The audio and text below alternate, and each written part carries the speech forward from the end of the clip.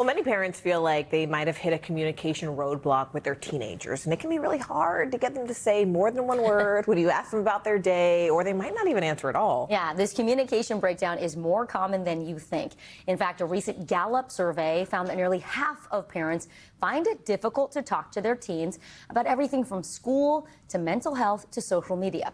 Caswell joins us now to help bridge that gap. She is an adolescent psychologist and host of the podcast Parenting Teens with Dr. Kim. We couldn't have a better expert, Dr. Kim. So first, let's just talk about why this happens, the age range with girls and boys where we start to see this breakdown occurring.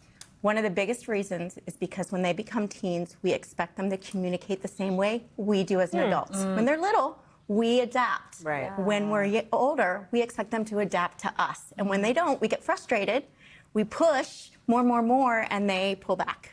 So then what is the sort of biggest mistake you think that parents most commonly make when they're trying to communicate I with don't their think teens? I know. It's questions. We ask far too many questions.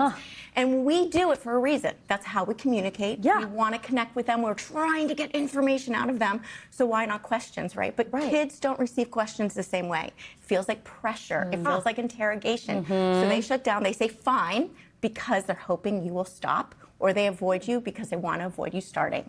Oh my God, guilty as Really? charged. We're journalists, We though. are Like, you journalists. ask questions. Interrogation is like in our nature secondhand, but it's true. There's a difference between, I think, asking questions, being curious, and like questioning somebody. Exactly. So what are some of the other strategies you give parents to get their teens to open up? The first one is to drop the question mark, because the question mark immediately triggers, I need something from you, I'm putting something on you. Okay. Add a period instead and just say, it's so good to see you, welcome home, snacks are in the kitchen. Now we have done what we want to do, which is say, I care about you, I see you, with no pressure. Because think about it, when you come home after a long day of work and all you want to do is grab your glass of wine and go watch Housewives and someone starts drilling you, that's how they feel. Like, I just want to go upstairs and play Roblox. Okay, so you're like, welcome home from your track meet. And you don't go, how was it?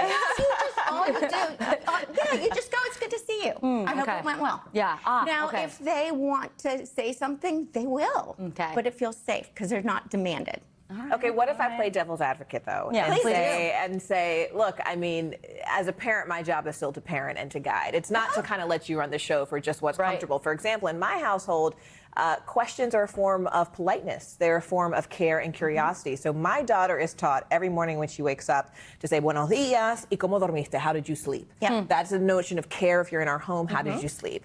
How do you sort of balance? What are cultural norms for politeness? Well, this is it. So we do ask questions.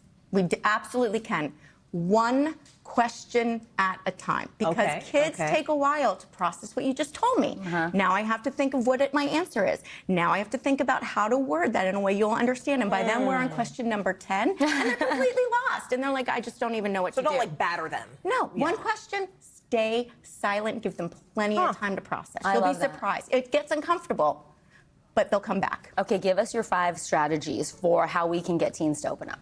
So the biggest way is to stop being the teacher and let them be the teacher and you be the student. You play Roblox a lot, and I use that because most of my clients do that. You play Roblox. Tell me about it. What do you love about it? What's your strategy? If you hit the right question, they will not stop talking. And the most important thing you want to do, if you want your kids to talk more, we need to talk less. Wow. Okay, listen. Caswell with the hot takes. I love it. Great advice. Thank you, Kim. You're so welcome. Keep it right here, folks. You are watching NBC News Daily with a period.